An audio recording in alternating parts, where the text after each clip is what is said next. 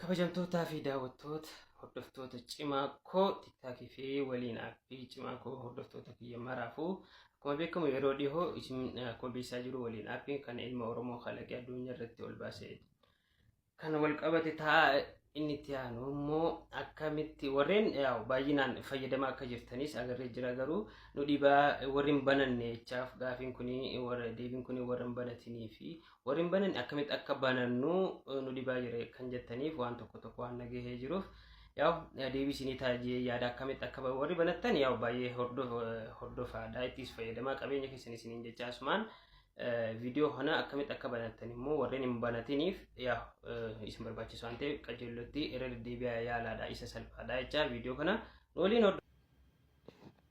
Okay, akkuma beekamu Play Store keessaa waliin aappiin buufattanii eefa buufattan booddee bifa kanaan isinii gabbu'aa. Eefa kana goote booda create account kan jedhu keessa ni galtanii eefa isa jalqabaa kana jechuudha. Create account kan jiru isa booddee first name JC fidaa first name irratti ani kanan barreesse isa kana jechuudha. Isinis maal gootu maqaa keessan barreeffattanii deebi'ee last name sinjaa waan feetan jechanii barreeffachuu dandeessan jecha.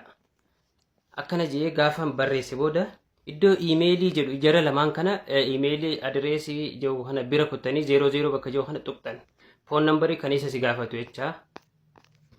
San booddee biyya jirtu anamma fakkeenyaa fi Itoophiyaadhaan jira.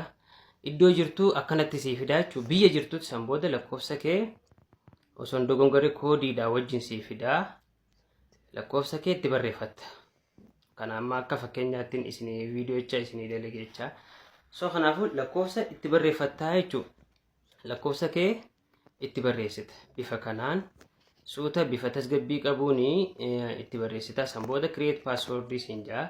Password kan mataa keetii qubee jalqaba guddaa gootee isarraa kana wantoo gootee kan feetu dijitii 8 ol kan ta'e jecha itti barreessita jechuudha. Kan hin daganne yoo isiniif mul'atuu baate amma qubee guddaa xiqqaan isin jira aatiin tunis ni jirti lakkoofsa itti goota. San booda yoo isin mul'atuu dide immoo wannoo ija fakkaatu tana tuqxee akkasii ol baafattaa jechuudha. San booddee password isa jalqaba gubbarra guutte san deebitee itti guuttaa.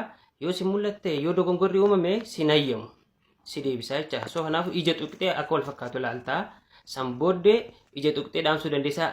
Eefa kana goote booda rogaa firii gama jalaa kana tuqxa. Yoo rogaa firii kana osoo tuquun baatiin jalqaba screenshot gootee kaata akkaawuntii kee kan dagadne jecha.